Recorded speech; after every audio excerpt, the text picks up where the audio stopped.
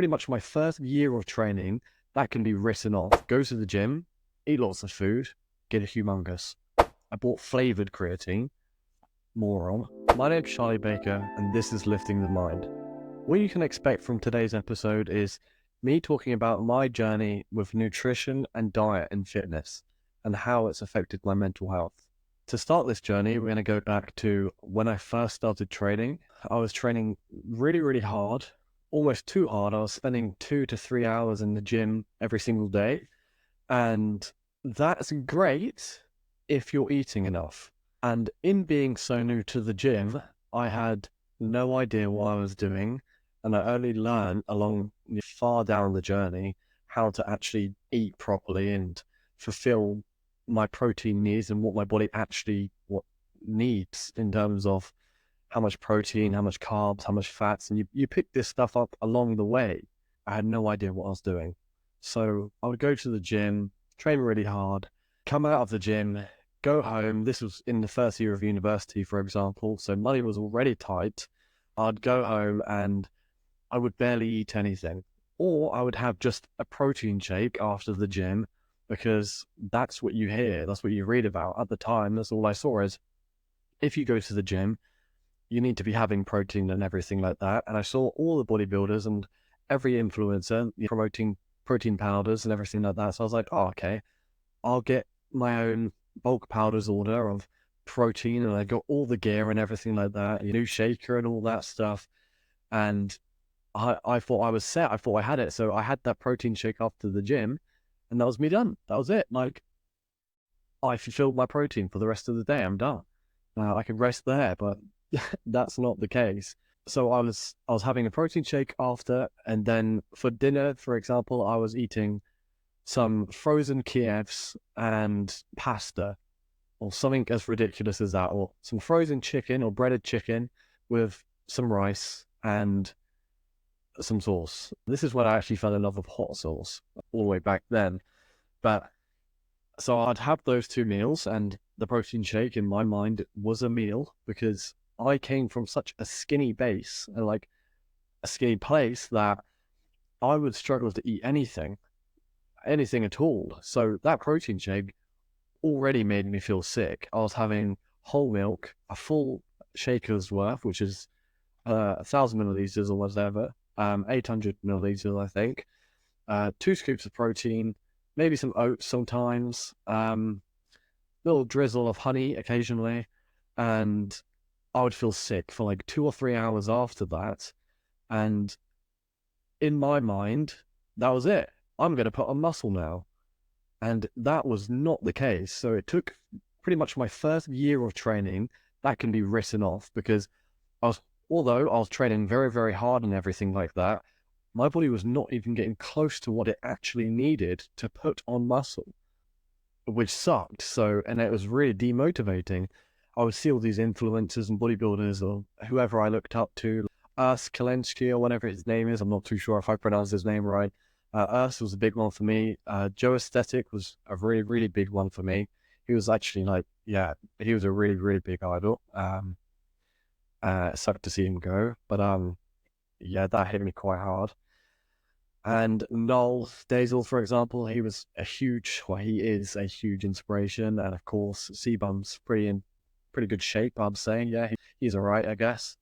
So these people are like were my idols at the time, and other influencers. I wanted to be their size when I started training, and it's just so far from expectation. It's unbelievable. I expected that if I just do what they did, and in my mind, all they did is go to the gym, eat lots of food, get a humongous. So when I started doing that, thought I was doing that, I'd have this diet and everything like that. So a year of training goes by and nothing was happening. No progress was happening. I wasn't seeing any size or anything like that. And it was incredibly demotivating. But, when it comes to my second year of training, I started to educate myself more, because you just learn by doing. So just being at the gym, just surrounding yourself with people that were experienced, just surrounding yourself and being around these types of people, you pick up things. So you tend to pick up like these little tips here. I had an old a personal trainer at a gym that I used to go to. I'm not going to name him or anything like that, but he would give me advice all the time. And I was going to him saying, I'm so skinny, I need to put on muscle. How do I put on muscle? And the conclusion of every conversation I would have with him, for example, would be eat more. And it is as simple as that. And at the time, if anything, that just pissed me off, which it definitely shouldn't have. But at the time, I would be pissed off when someone would say, just eat more. You know, if you're not getting bigger, just eat more. And that is the case. If you do eat more, you will get bigger, as well as train, and everything else is locked. You will get bigger. But at that time, I just didn't want to hear it because I was already eating more than what I was used to eating. And I was already increasing my calories and everything like that. And I was having my protein shake and whatnot. And I would binge eat. I'd have like a bag of cookies or anything. That's 600 calories or whatever it actually is. I would have all this crap food, can of Pringles, 1,000 calories. And I'd eat this crap, and still a month would go by, nothing really happened. I'd get a little bit stronger in the gym and everything. My strength has always been quite good, but I wasn't putting on anything. In my eyes, I couldn't see any change. And I would have that continuous conversation with the PT or whatever, or friends. Like, why am I not putting on muscle? Why am I not 100 kilograms lean? Like, I was just so delusional to how long it takes to put on this type of muscle. And looking back now, it shouldn't have pissed me off. I should have just listened. But I guess I was so egotistical in my early stages of lifting. So like for example, when someone gives me advice now, and I can clearly see they know what they're doing and everything like that, or a lot bigger than me, or clearly educated in the topic, I take that on board, I digest it, and I'll try and implement it into my training or my diet, for example. And I'll listen to that with supplements and things like that. And I'll actually take that on board because now I'm in a stage of, self-improvement. I'm trying to better myself in every way possible. I will take that on and digest it. But in my early years of lifting, I just didn't want to hear it. I just wanted to put on size. That's it. I just want to be big. And this is the thing with diet and training and stuff like that. If that's not dialed in, you're not going to get bigger. If like diet, in my opinion, is 80% of the task. And for me, coming from being so skinny, that was an extreme challenge. But anytime I'd increase my intake, my calories, I would just feel sick. And then I could deal with that. I could deal with feeling sick. Okay, I'm feeling sick. I tried to change the mindset of, that's a good thing. Clearly I've eaten enough and I'm going to then get bigger. But a month would go by and I wouldn't see any progress or anything like that. And I'd be inconsistent with my diet and things, and no progress would be made. And in going to the gym more and stuff like that, I picked up that it's not only about eating the certain amount of calories, it's also about what you're eating. And for example, when I started eating clean and the stereotypical chicken, rice, and broccoli and everything like that to cover all your micronutrients, your carbs, and your protein, and lots of hot sauce, Frank's hot sauce, the buffalo one, fantastic. As a godsend. When I started eating clean, I was already feeling better, even though, I wasn't feeling sick. I would digest it faster because it was real food. I wasn't feeling sick after eating or anything like that. And after that, my mental health side of things improved already. So that alone was already, in effect, pushing me and motivating me more than having a crap diet, eating a can of Pringles or whatever, expecting to get big. Switching to actually learning about nutrition and things, I started eating clean, and I literally started feeling better within the week. By the end of the week, I've been eating clean the whole entire week. I was feeling better mentally. I was more energized in the day, and everything was moving better. I could see changes, not within a week, of course, but the coming months of me eating clean, I was feeling better, I was looking better, I was actually putting on mass, and weirdly, I could eat a lot more. So when I was eating clean, I eat clean now, but once I started eating clean, I could actually eat a lot more. I could take in more because I would digest it better because it's real foods. But going back to being told just eat more, it's a harsh truth, but that was pretty much all I needed to hear at that time. And if I would have listened, I would have put on size, and I would have not written off the first year of training and partly of, parts of my second year of training, because I would have listened. I would have actually taken on the advice, started eating better, eating more, and actually started to get where I wanted to go. So I went into a serious bulk in my second year of training. I was like, okay, I've heard a lot about this phrase bulking and cutting and stuff like that. So I tried to educate myself on that. So I was like, you know what, I'm going to send it. I'm going to do however many weeks, I can't remember exactly, bulk. And it ended up being like 2 or 3 months, I'm pretty sure, of just eating as much clean food as I possibly could. And I, downloaded MyFitnessPal and everything like that. And I was tracking every single day, and I fell in love with tracking. I wouldn't eat anything unless I tracked it through MyFitnessPal. And that's when I started to see real progress. And I was looking back and I was like, if I would have just listened, I would have been in such a better place now. And it's annoying that I didn't listen, but it is what it is. It's part of the journey. I was egotistical. All I cared about was the numbers on the scale and the numbers I could move. So I took the bulk seriously. Going into this bulk, I took it seriously, and I was feeling amazing. And everything to do with it, everything outside, everything changed.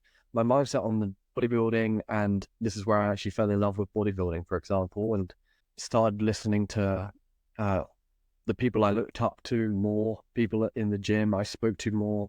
I started taking on their advice and things, and this is when I actually saw progress in my lifts, in my diet, in my actual physique was improving. And this goes down to the point of I struggled a lot when I started training, and this is because of my diet.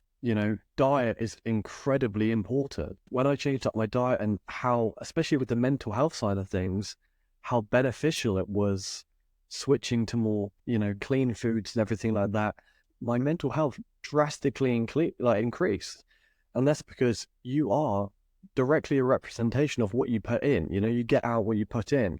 So if you're eating crap foods or highly saturated foods and empty calories and it's just crap, you're going to feel bad. And, I didn't know that at the time, but that's the fact. If you're eating crap, you're going to feel that way. And I think it's very important to, of course, you can have, the cheat days and everything like that and still enjoy your life and things. But if anyone's, listening and they're not feeling as good or mentally or anything like that, the first thing I'd say is, how is your diet? Because how you're feeling, once again, like I just said, is, how you're feeling could be what you're putting into your body. This takes me back to first year of training again, because I was feeling crap all the time. Even when I was eating lots and everything, I started eating lots, I was feeling awful all the time. And it's because when I was eating a lot, it wasn't the right type of food. It was empty calories and empty carbs and empty protein. And, they put this amount of proteins in the box, so I'd eat the whole box and expect that to be my protein goal.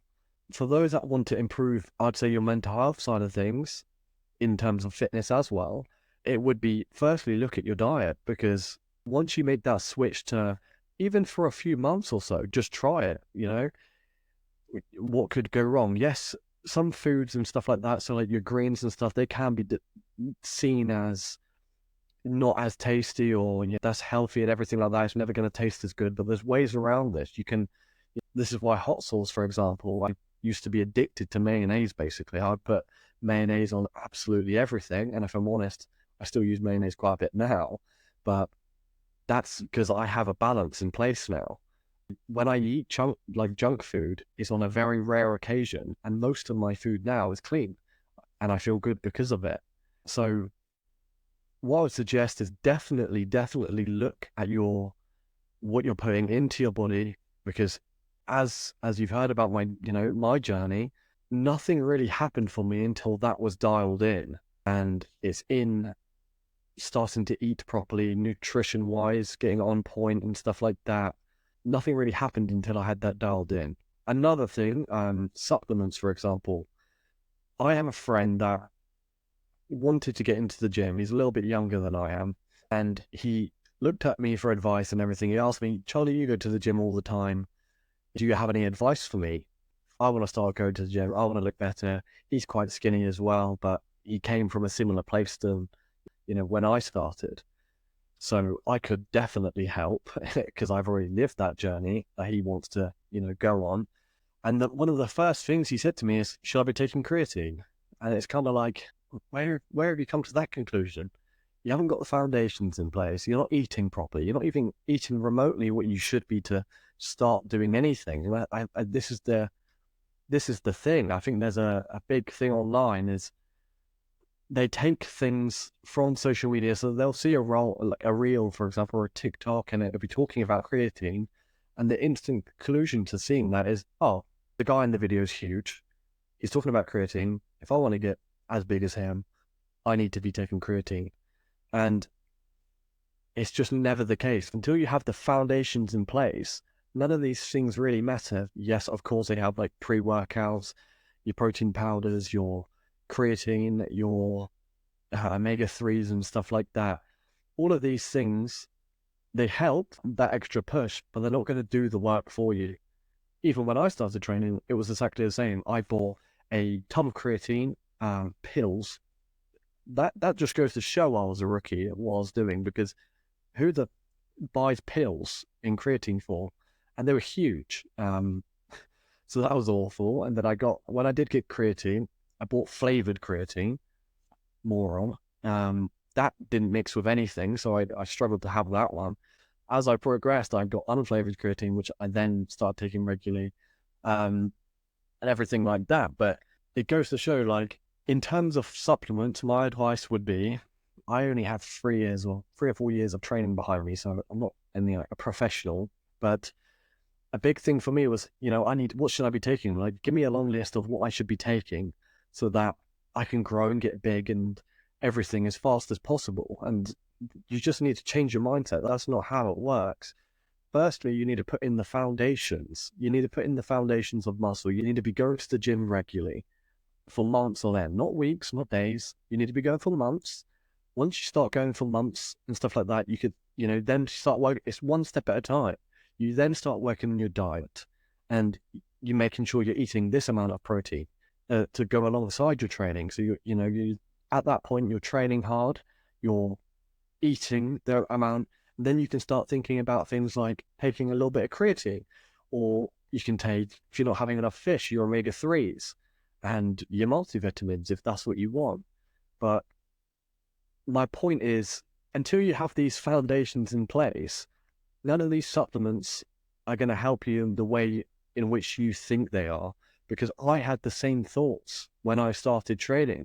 When I started training, I thought, if I take this, I'm going to be that size. And you can't argue with time. It takes time to put on that level of muscle. It takes dedication to put on that level of muscle. And most of all, it takes consistency. If you're not consistent in your training, in your diet, and everything around that, taking a bit of creatine every day is going to do absolutely nothing. So these little details and these little things, they're not going to do anything for you in your starting years of training. So another thing I see in fitness now quite a lot is the splits and sets and reps which people are doing, young lifters are doing. I'm still young myself, of course, but I would say I have some experience in that because I've lived it, is they're doing an extremely specific muscle group that you shouldn't really be doing at that level of training because you don't have the foundations in place. So doing these specific isolated exercises, isolated was the word I was actually trying to find, these isolation like exercises, there's no point in doing them. Yes, okay, you're gonna learn along the journey anyway, and you're gonna pick up what to do naturally through whatever programs you find online, or if you get a coach, which would be my number one recommendation. You're not gonna see the progress on what you're doing in these isolation movements as much as your compounds. I would suggest focusing on your compounds, or if your gym's good enough, you might have some good machines to use, but it's more of the mindset behind it. It's just, you need to educate yourself more on what it is you're actually training. When you're training, think about the muscles you're actually working. So on a fly, you want to be focusing on the contraction of the muscle, and in your early lifting days, I wasn't thinking about any of that. I was thinking about, I need to do 3 sets of 8 on this chest press, and that is it. That's me done. And I mean, it goes to show the progress I've made throughout my journey and everything like that, and understanding these different things, and understanding that if you want to start doing isolation movements, in my opinion, you need to have those foundations in place before you even start those. Because if you don't have, think of it as a house. If you don't have the foundations in, there's no point building fucking walls or putting in windows and doors and things, because you don't have the foundation. It's going to crumble inwards. And moving on to a separate point, as I was in my first year of university, of course, I was going out a lot, I was drinking, I was incredibly inconsistent at the gym. This is another reason to why my first year of training is written off. I was drinking every single night, a lot, not even like a small, like half bottle of vodka, like a bottle. I was drinking a hell of a lot, as well as all the shots and things as well when you get to the damn club. I was doing all these things. And the biggest issue with this is, yes, have fun and everything like that, was my sleep was absolutely awful. I would get in most days at like 4 a.m. in the morning, all weekend and everything like that, as well as go to the gym, not eat properly, and terrible sleep. So this brings me on to the point of how important sleep is on your fitness goals and mental health. And it took me a very, very long time to realize this. I've only, if I'm honest, the past couple of months is really when I've dialed it in terms of sleep and sleeping earlier and stuff like that. In my opinion, nothing productive is done past 9 p.m. Nothing is productive past then. Your body's exhausted. If you've trained that day and everything like that, nothing productive happens past 9 p.m., 10 p.m. maybe at a push. So go to bed earlier and get that extra couple of hours of sleep, because it will pay off. You will see the benefits from that. I felt amazing. Like, I wasn't getting tired in the days. Previously, I was tired all day, every day, especially in my first year of training. I think I was losing weight, to be honest, because I was sick all the next day because I was drinking so much. And okay, my sleep was also terrible. And, all these things add up. So when I've dialed in my training is dialed in now, of course. But my sleep is most important. Like in my opinion now, because I've found a way to dial in my training. My training's consistent. It's good. I'm still learning a lot, of course. And I'm open to learning a lot. If, advice is given, even if you have advice listening, I'll take it in, of course. But until I started dialing in my sleep, nothing, I'd be sleeping in the day and whatnot. And I wasn't tired in the days. I'd get more anger, I'd get more mood swings and things because of my sleep. Having that I go to bed now, I try to aim for around 9:30, 10 p.m. and I wake up at around 6:30, 7. And that is a perfect amount of sleep for me. I'm not tired throughout the days. Yes, I do drink lots of caffeine, but I have done for a long time. And really prioritizing sleep has had a humongous impact on my mental health. I feel so much better. My body is, repaired and restored and ready for the day. So my advice would definitely be, taking into account everything I've said, my closing thoughts and my advice would be, if you are feeling, tired in your days, or you're not feeling as good mentally, or you have this anxiety or anything like that, I would definitely take a look at firstly your diet. It can play a massive factor on how you're feeling, how you're looking and everything like that. You'll start to feel better after eating. Your skin will clear. Your hair will be thicker from eating clean, good food and getting the amount that you're supposed to eat. And then secondly, it would be your sleep. And these are the two important things alongside consistent training that I would recommend, because, sleep is vital. You need to be sleeping as hard as you are training. And if you're training really hard but not sleeping or not eating, you're not going to get anywhere. Or if you are going to get somewhere, It's going to take a hell of a long time to actually get there. And, you know, that's going to be everything from this episode. I'm going to be honest, it took about 10 attempts for me to record this because I wanted to improve from last week's, and I think I've done that. So thank you for listening. I hope you're doing fantastically. And remember, lift the mind.